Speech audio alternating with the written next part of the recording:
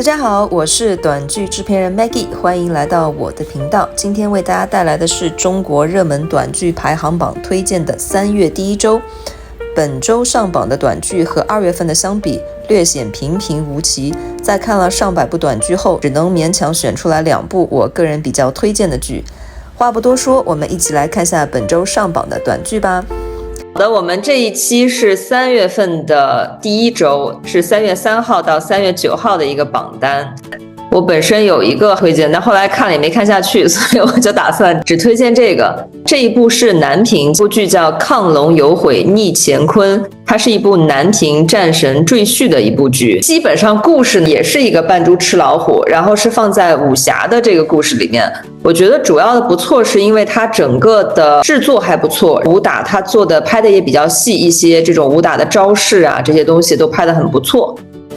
顺便说一下，这个男主叫做谢明宇，他是我认识的是上海的一名演员，也是一名模特。你要么讲讲你的看法？我看的结局，我感觉他可能是还想再拍第2部，但是我看这个名次，他可能不会有第2部了吧？你觉得这个30名左右的话，他会有拍续集的可能吗？有可能啊。你这边还有什么推荐的剧吗？就是看下来。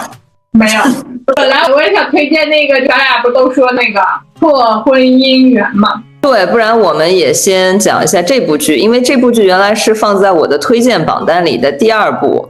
但我们一开始会看投流的素材，投流素材指的是在抖音上大家会看到一个比较长的有意思的片段。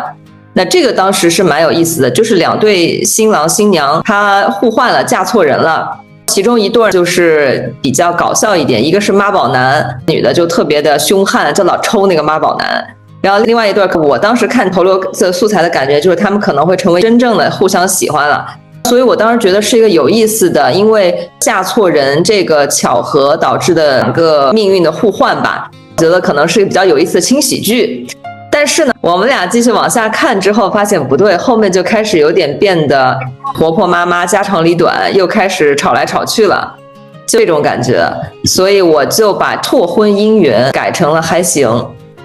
我这边大概是这么一个改法。对，我觉得这部剧它中间那个我们俩觉得比较有意思的应该是10集到20集之间，他们2对之间分别的一个互动。我觉得他后面如果说在后面多重的描写一下子他们2家婚后的一个交流，把那个视角放在他们2家的一个交流上面，然后怎么样去对付那个胖胖的就特别有钱的那个男主的妈妈，或者是怎么样去对付软弱的那个瘦瘦的软弱的那个男的爸爸，然后让他们的事业往上走一下子。我觉得可能会有更多的乐趣，或者是更多有意思的东西出来，而不是说像现在这样他们2个换回来以后就双方没有什么交集了，还是个门对门的凝聚。对，因为它前半部分尤其是我们看的投流素材这一部分是比较轻喜剧很搞笑的。对，稍微有一点点性喜剧这种感觉，对，当时是打的推荐，但后边感觉整个剧很割裂，后边开始反思自己的家庭、自己的婚姻又怎么着了，变得很苦情、很虐，也不知道为什么，整个剧非常的撕裂。其实我觉得它整部剧全部调性都是一样的，都是比较搞笑的，就会比较好，它会排入我的这个推荐的这个之列。周榜的一个排名的参考，就是对于一个剧是否是爆款还是不爆款，参考性好像没有那么大吧。能上周榜的肯定能算作一个参考，但是也得看它实际的存活期间有多长。你像咱们上次说那个小小求神，这1月还在榜上，还在前50，你霸榜3个月了，就这个挺厉害的。对，但是能上到这个是第6名。已经很不错，就改成让咱们2个交流的那种，统一一下自己的调性，都往轻喜剧的方向走，让后面那种苦情的剧情变成两家人互相出主意，然后怎么样去反抗上一辈的陈旧的思想，最后2个人换回来，就是我觉得我跟你更合适，你们2个更合适，就是这2对再直接换婚，我觉得可能比现在是要好很多。就是它整个是风格是统一，另外一个就是它其实利益上就稍微拔高了那么一点点。对，在短剧里边谈利益可能现在还有点早，但是后面的话我觉得可能可以去谈这个东西。因为现在短剧虽然说有很多已经开始抒情自己的一个利益了，但是还是凤毛麟角嘛。这个剧的最后也是在强行升华，在我看来就是女主出去寻找自我，然后男主出去寻找自我，最后两个人还都把生意都做成了，我就蛮想笑的。就是有点混乱，反正这个剧就是被我降为了还行，那我这是还行的第一部。然后第二部我觉得还行的剧呢，就叫一入无情道成空。这部剧它是个男频剧，基本上都是一个扮猪吃老虎那一套。它有个强设定，就是它有个灵根，就是道行上特别强。然后它又是一个古装剧，可能对于海外的，尤其是非华语或者这个受众来说，会有个新鲜感。但是我要提出它的这个特效非常的廉价，非常的五毛特效。还有什么要补充的？没有的话，我们就换下一部。这部剧就是我没有看下去，对于我来讲，它开头就是可能也是那个演员表演，对于我来讲有点太尴尬了。然后它的设定上面让我非常的不舒服，所以我就没有看下去。行，那我们讲下一部剧，本月新上榜的剧叫做《太极女节》，它是一部女频情感逆袭的剧。我觉得武术或者武打这个东西，虽然它的主角是女生，但是武术男生也比较喜欢，所以我觉得这个应该会吸引男女受众，应该会都有。但故事吧，也就那样，就还行。一般的，每一次我看到他们这种设定，其实我都蛮想笑的。这个女的偷学她这个叫什么太极，拿到了一个酒劲，她在自己偷偷练的时候呢，把一个白发苍苍的看上去像个老祖级别的人物给惊醒了。而这个老祖在他震惊的时候，在那里说，创造他的人都没有达到酒境，他居然能达到酒境，我就特别想笑，你都没有到达，你是怎么创造出来这个东西？这个 bug 就不用深究了。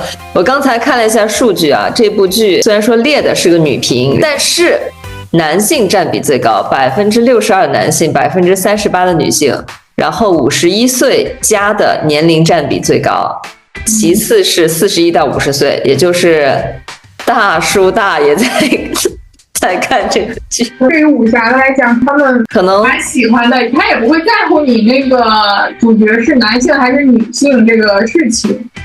对，我们发现女频就这几个，什么虐恋、甜宠、七大姑八大姨这些东西，其实大多数的女性都是关注这些东西。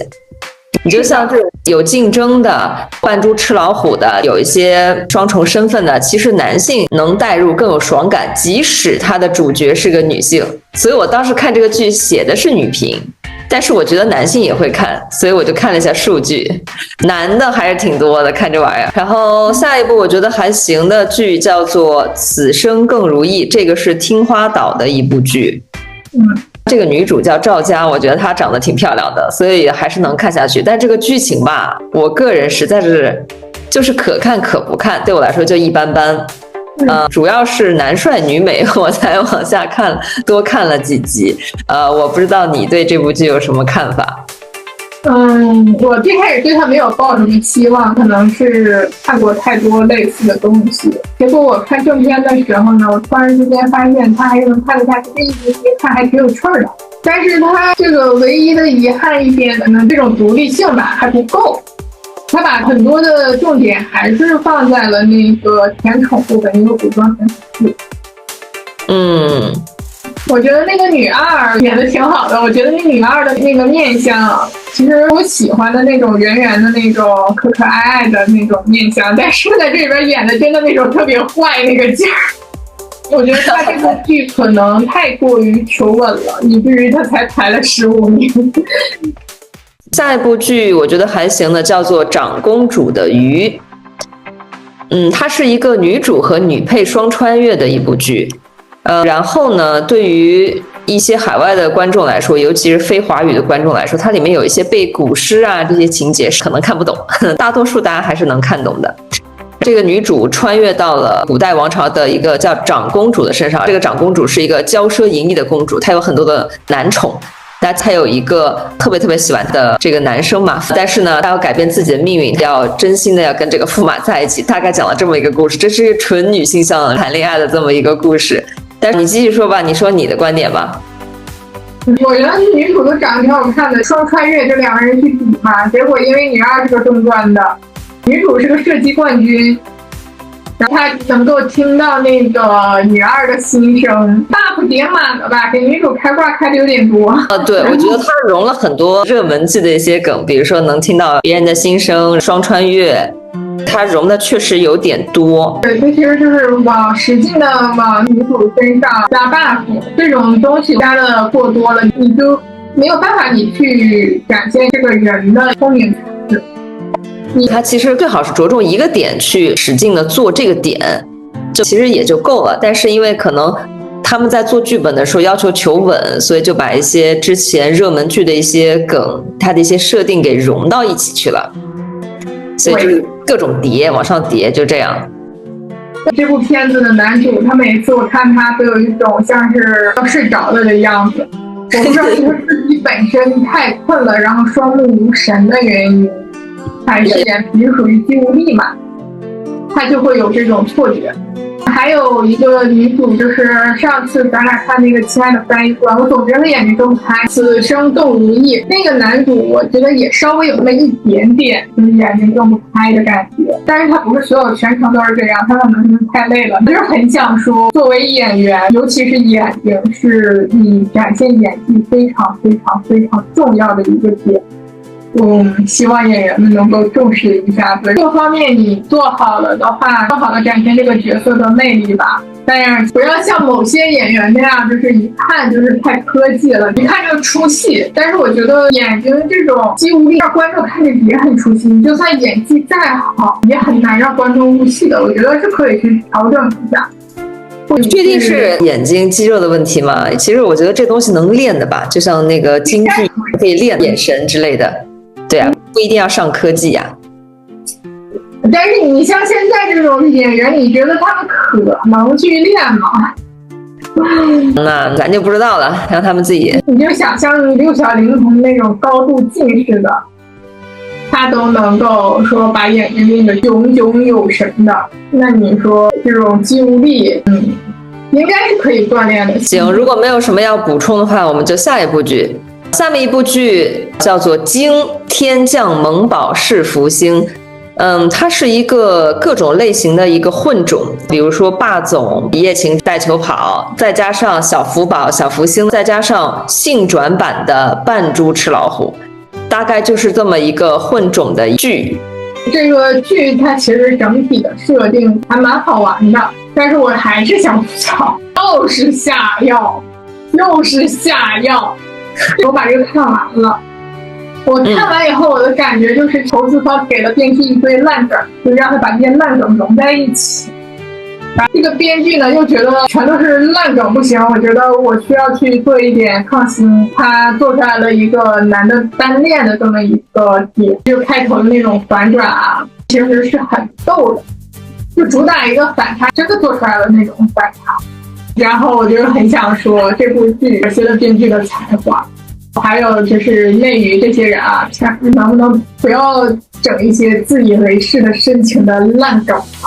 那个男主最后那些照片摆出来的时候，真的让人心惊啊！这个女主还能够看着那一堆照片，还能够动，那是在偷窥啊！拜托，你在被监视啊！然后后来是他欣然接纳，就是因为他发现这个男主和他是笔友，那个通过写信的笔友，就算你们是特别精神上伴侣，我觉得这件事情也是非常可怕的。我再补充一点，因为我们最古早他的带球跑的套路是什么呢？就是两个人可能因为下药一夜情之后呢，女的就怀孕了，他们俩就分开了。分开了之后呢，多少年之后，女的带了小朋友回来，重新碰到霸总，但是呢，她并不想让霸总知道她有小孩的事情，霸总也没有认出这个女的。然后小孩呢，就是撮合这两个，大概是这么一个类型。但是这一部剧做的设定，它有一点点创新。这个女生确实是带着小孩回来了，但是她是单恋这个女，霸总自己在那儿自作多情，大概是这么一个设定，稍微有一些不一样的地方。然后我们下面讲下一部我觉得还行的一部剧，叫做《阴阳无极》，它是一部这个以太极为这个主题的一部短剧。女主呢是我们之前聊过的傲视红颜的女主，你有什么要补充的吗？它是翻拍那个一代宗师，那个所有的设定和一代宗师不一样。一代宗师它讲的就是章子怡那个角色嘛，为了要给父亲报仇，然后一辈子不结婚，才能够以他们家族的名义去担起报仇的这么一个重任吧。大体上设定是一样。那其实可以看出，现在短剧在做剧本的时候也会去借鉴一些韩剧啊，包括电影啊这种里面的设定，直接拿过来，然后看怎么嫁接到这个短剧里边。短剧很难，我觉得不太可能有特别原创的东西，你不要太指望有特别原创的东西，可能你特别标新立异的东西，观众他不接受。我看出来了。我下面讲，我觉得还算有趣的剧。有趣不仅是推荐，只是觉得我在看这部剧的时候，它可能因为某种特点，就是我突然能理解这部剧为什么在中国的这个榜单它能上榜，并不一定是我个人推荐大家去看啊。第二部我觉得比较有趣的剧呢，叫做《三寸人心不可量》。这个剧呢也不是推荐，只是它的设定是这样：这个女孩是假死，她在假死的状态里，大家都以为她真的死掉了，她老公都会说一些真心话。我觉得这部剧就是属于可能跟自己的老公或者她的公公婆婆关系不是很好的这个女性去看的这么一个剧。然后我觉得有趣的点是因为它有点吓人，有点中式恐怖。这个女孩因为是假死的状态，所以她是有一整段戏是全程躺在棺材里，然后眼睛是睁着的一个状态，就听到她的公公婆婆呀、她的老公啊去说一些关于她的话，我觉得这是有一点吓人的啊，这是我的一个观感。我看这部剧的感觉就是前面设定是没有趣的吧，然后我对这部剧的评价就是好好的题材被整得稀烂。前面这个设定就是这个女的是被吃绝户嘛，不知道国外的朋友们知不知道什么叫做吃绝户。这个女孩呢其实是被她的朋友和这个男的联合算计这个女孩，这件事情他们为什么要让她吵到那么久？这个孩子是不是一个亲子鉴定不是亡了必掰是那么久吗？然后结果到最后女的已经醒了，然后站在你们所有人面前，他想抄这个女的是真是假？这个东西有多么难以确认吗？他跟他父亲说一些他们自己的话不就知道了吗？就是这个东西还要几乎超了1/3，好像我算了一下，因为我觉得他前面这个设定是很好的一个也不能够说特别好吧，但是反正在短剧里边已经算是一个可以的一个设定了。我觉得他可以玩出很多的花样，结果他用来一个吵架来做这个戏，我就觉得不可惜的吧。你看啊，像他这个女主，她是进入了一个假死的一个状态嘛，她其实完全可以拍一些在这个礼堂上面，我就是打比方说我诈尸了，或者是说我半夜起来，就是我现在不能动，但是我后面起来以后，我怎么样去用一些我的智慧，或者是用一些什么样聪明，或者在他那个朋友去给这帮的人设个计，然后怎么样的去让揭穿他们的阴谋，对吧？或者是说他这个爸从一些什么样的细节上面发现女儿的死不简单。我觉得他其实有挺多点可以做的，但是就是还是用吵来吵去的这个，我是真的好难受。可能吵来吵去这种属于情绪推动，强情绪。你要说让剧情推动的话，就比较更难写一点，更难把这个观众的关注点一直抓住。尤其是现在这么多短剧，大家又很没耐心，又是在手机上看，如果你要求它付费的话，你就必须得强情绪输出。有没有存在这种可能性？情绪确实是让人看完特别生气的，然后我想看他怎么反杀，有这种可能。但是对于我来讲，我觉得你是在逗我玩，你知道吗？就像遛狗一样，把我当个傻子在那遛，所以我会特别反感这个东西。但是受众人群不一样嘛，年龄也不一样，所以没有办法评价这件事情。下面我来讲一下我这边觉得在海外可能有些文化差异，如果大家就是海外的买家要买片儿的话，可能需要着重考虑一下的几部剧。我下一步觉得可能需要再三考虑的一部剧叫做《我的年终奖》。这部剧同样的还是职场 PUA 的一套，等于说这个男生是一个销冠，但是呢，由于他的职级做的没有那么高，那就在职场上被霸凌，被各种的 PUA。他其实也是男频的扮猪吃老虎的这么一套东西，但是可能在从文化差异上呢，估计海外的观众不一定有这个代入感。我觉得你说那个老板 PUA 都是在排挤他，其实老板没有在对他 PUA。哪家销冠不是被全公司供着的呀？他整 PUA， 这个老板这么对这个销冠，他就没那就想搞 PUA 这一套。对，就这个设定有点奇怪。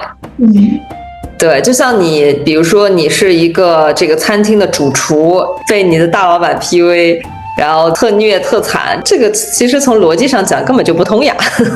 就是强行的换了一个身份，然后搞这一套新梗，这个逻辑上确实也不通，然后文化上也很难有代入感。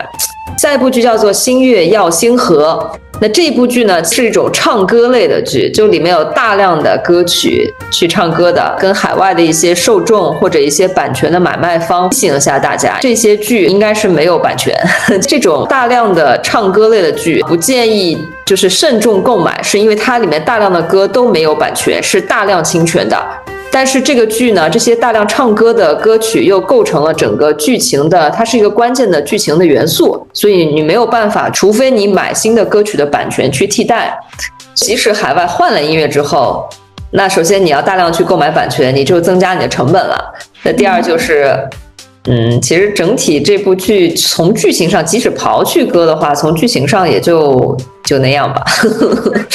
因为它吸引人的点，主要一点就是它的歌曲。我们下面再讲下一部，我觉得要慎重考虑剧，叫做《他乡》。这个听起来很文艺，也是因为大陆这边审查的问题，它搞得特别的文艺，感觉像一个文艺青年弹一个小吉他。其实它的故事讲的就是这个女孩被拐卖了。拐卖到一个村子里，但是这个村子是出生的地方，等于他很熟。他爸爸是个大族长，所以他觉得他自己应该没事儿。结果呢，他碰到了这个老乡是一个坏人，他就把他抓起来了。后面就是三番几次的，可能有一些村民觉得不对劲，想去他的这个拐卖的人贩子屋里看一看，但是呢，各种各样的原因又被支开了。大概是做的这么一个妇女拐卖逃也逃不出的一种猎奇加一点女性心理恐怖的这么一个短剧。就单纯的这个片子来讲的话，他想拍拐卖题材，但是他的这个镜头全是虐女的镜头，他对女性这种施暴的这种镜头展现的过多，就是在拍给那种变态看的。这种镜头你应该对准的是施暴者的脸，而不是对准受害者。不但叙事是对话式的，但是邀请观众的思考过程是光明正大的讨论我们这个社会是如何该怎样。但虐女这种景观，它是一把抓住观众的爬行动物脑，贴到侵犯现场的门后，就你知道这样不太好，但是你忍不住，这就是偷窥式的。但是呢，他告诉你没事，大家都在看。等一下，让他们遭遇侵犯或者酷刑来召唤嫖客凝视，就会变得少许多障碍。就这个时候，拉长时间放大特写似乎就可以完全豁免他们带来的不适，因为这变成了制片者和部分观众之间的猥琐默契。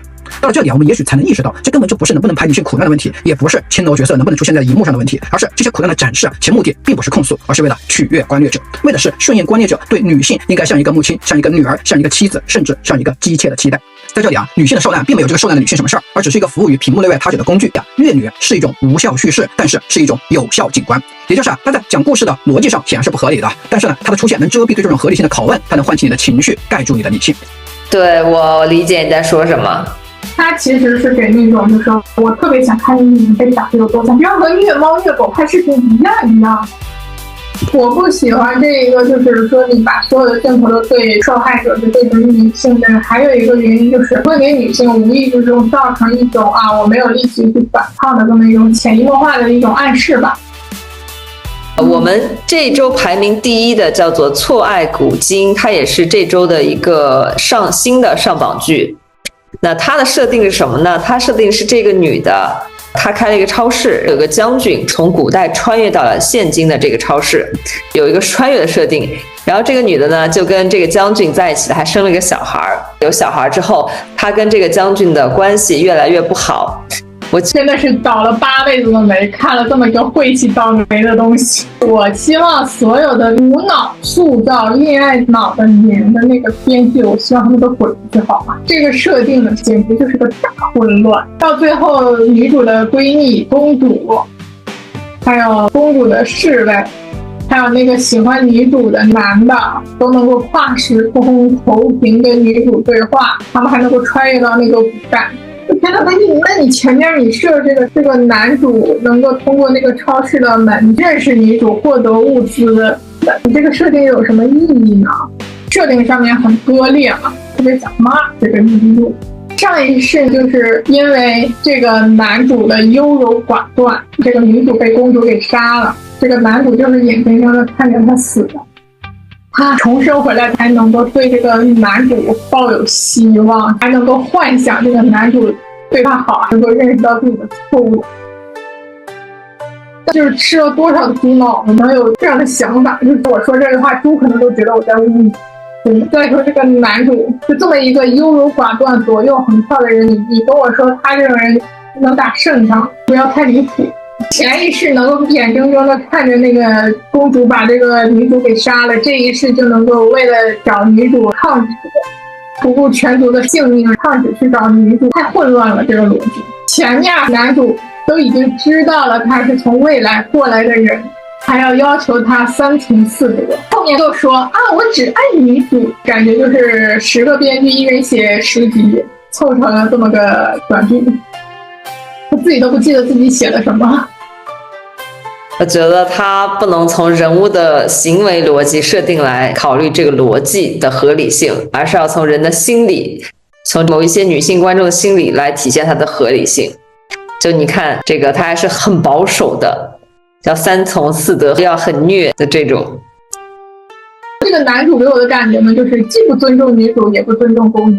就是一个自私自利、不懂得尊重人的人，他连他母亲他都不尊重。女主她是怎么样能够喜欢上这个男的，简直是工业苦经的巅峰。整个剧对于这个男主的塑造就是不忠不孝、不仁不义，还优柔寡断、没有本事。女主没见过古人，我只能够说没见过古人。好奇先害死猫，让他掉进了这么一个坑。然后呢，我就倒了8辈子霉，看了这么个倒霉玩意儿。这部片子如果不是要看这个东西，要点评这个东西，我第2集我就能够给它丢掉。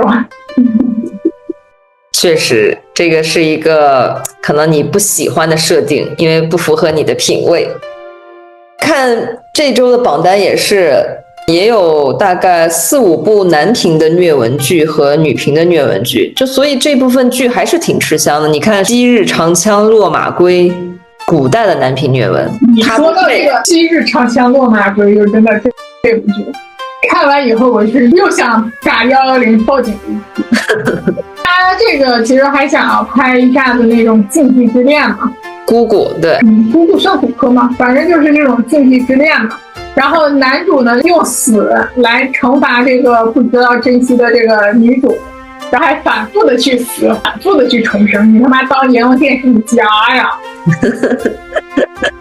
每次重生回来，别的不干，就是这些乱七八糟的，要去跟姑姑了断情缘，都是靠死得绝症这么一个最极端的状态虐别人，都是这么一个路数。对，这个女的是个摄政王，我的寻思皇帝年纪挺小的吧，还没有掌权吧。结果皇帝一出来，妈的比这个女的还大。你知道摄政王这3个字代表什么吗？编剧理解这3个字的意思吗？好了，你放过编剧吧。这个摄政王他其实是掌权的人，我想知道这个女主她是怎么掌权的呀？男主喜欢她，这个男主的设定是个将军，你会去打一个手握重权的人，因为他对你有一种禁忌之恋，就把他给赶出去，你就不要接受他这个东西。你就放弃你的权利。那个年代，你无论是男的还是女的，你能够掌握权利，你一定是不择手段。咱要求太高了。这部剧综合评价就是严重缺乏历史知识的制作团队制作出来了一个精良的、离谱的且合格的工业苦经。好的，我们再讲下一部工业苦经，在生命尽头说爱你，还是一部虐心的女频剧。反正还是不喜欢。你看他所有的都是很极端的，你看在婚礼前夕被诊断为胃癌晚期，都是特别极端的一个状态，死亡。神经病，通通都是神经病。那我们来讲下一部剧，叫做《痴心四马戏》，它是一个中年的虐心剧，它是个男频版的虐心剧。就是我觉得这部分男性吧，大概就是40多岁。然后跟老婆关系不好，离又离不掉这部分人群。我们来看一下这部分人群，71%的男性，29%的女性，31到40岁年龄占比最高，37.38%，好高啊！你看吧，就是这部分结婚5到7年，7年之痒的男性。今天这个榜单大多数评价都是神经病，完了，废了。这是相当于头孢舅舅吃了一顿没有熟的全聚宴，干出来的这么一个榜单。对，就是这个榜单，反正看下来还是挺多的男频跟女频的虐心剧。然后下一部剧叫《绝色美人谋》，这个设定让人很无语。就是这个女孩，她的设定是她的全家都被皇帝杀死了，她要报仇，她要进宫，她整个面目就是皇帝就认不出来了，然后她就进宫要去宫斗。这个设定让我不能理解。你他妈的是个女将军，女将军。你一个女将军，你要去复仇的方式，你不是起兵造反，你他妈是去进宫，然后去睡你的仇人，然后去跟这帮人去勾心斗角，去玩宫斗，恶心什么呢？对不起，不能理解。所以整个榜单看下来，除了我们聊的几个剧之外，有1/3是吵架剧，然后有1/3是女频的虐文，还有1/3是男频的虐文。所以我在上期提过，就是我发现越来越多的男频的虐文也出现了，而且也很受欢迎，这是可能是一个趋势。对，虐文其实很多时候就是有一种顾影自怜的感觉吧。对，反正3月第一周的榜单大概就是这样，我们整体看下来呢，也没什么特别出彩的剧。好了，本期的点评就到这里了。总结一下，就是好的不出彩，烂的也并不出奇。大家可以期待一下第2周的热门短剧点评。第2周的短剧竞争还是很激烈的，记得关注我，我会为你带来中国国内短剧的最新资讯。